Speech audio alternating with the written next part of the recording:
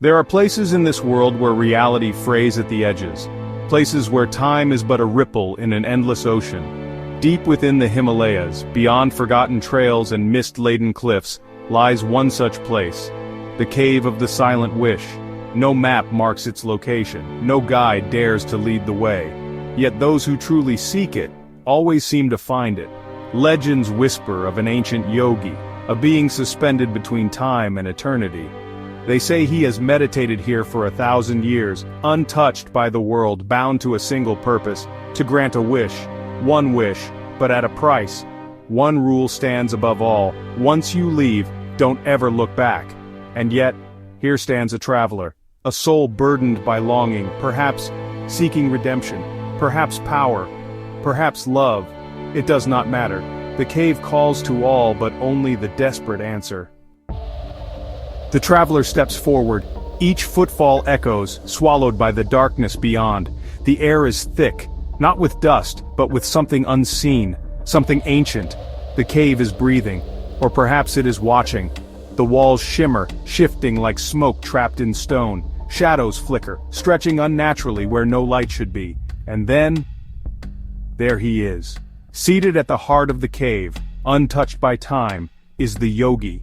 His form is neither solid nor fading, a mirage, a presence, eyes closed, face weathered by centuries, yet eerily still. He does not move, he does not speak, yet the traveler knows. He is listening. The silence presses in, heavy and expectant. The traveler hesitates, then with a voice cracked by years of longing speaks their wish. A name, a second chance, power, freedom, a love lost to time. The cave does not judge, the yogi does not question. There is no ceremony, no grand ritual. There is only a breath, deep, resounding. The cave exhales, the air hums with unseen energy. The traveler's skin prickles as the weight of their wish settles into existence. No words are spoken, no gestures made, and yet, the wish has been granted. It is done, the wish is granted. The traveler's heart is lighter, their burden lifted, or so they believe. A path now stretches before them, leading back to the world they once knew. The air beyond the cave is crisp, the light of day spilling in, a promise of escape. And so, they turn to leave. Step by step, the weight of the cave lifts. A strange relief washes over them. Had it truly been this simple? Had the stories exaggerated the cost? Then, a feeling. A pull. The traveler halts at the threshold. A whisper drifts through the air, soft, distant, almost familiar. Some doors must remain closed. Their breath catches. The voice was not the yogi's, it was not their own. And yet it lingers in the air, wrapping around them like an unseen presence. The rule echoes in their mind: never turn back, never look back. But something stirs in the shadows behind them. A rustle, a shift, a presence. A thought seeps in, unshakable, unbearable. What if I was wrong? What if I didn't hear my wish? What if I left something behind? A single glance. That's all it would take. A quick look just to be sure. The traveler's fingers twitch. Their breathing slows, their heartbeat pounds in their ears. What harm could one look bring? And then, they turn. The moment their eyes shift, the world unravels. The traveler turns, just a glance, just a fleeting moment. But in that instant, the cave changes. The entrance is gone. The light they walked toward, vanished. The path they followed, erased. The cave is no longer behind them, because they are inside it once more. Their breath quickens. The walls seem closer now, the air heavier. The flickering torchlight dims. Shadows grow longer, deeper, swallowing the corners of reality. Then they see it, the yogi. But he is no longer the same.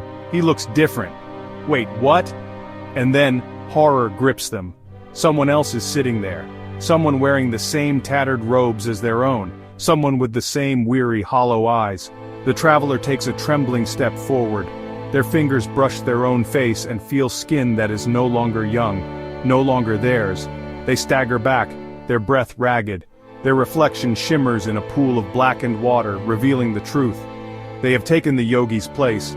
The traveler is now the yogi who will grant others wishes. The whispers return, but this time, they come from within.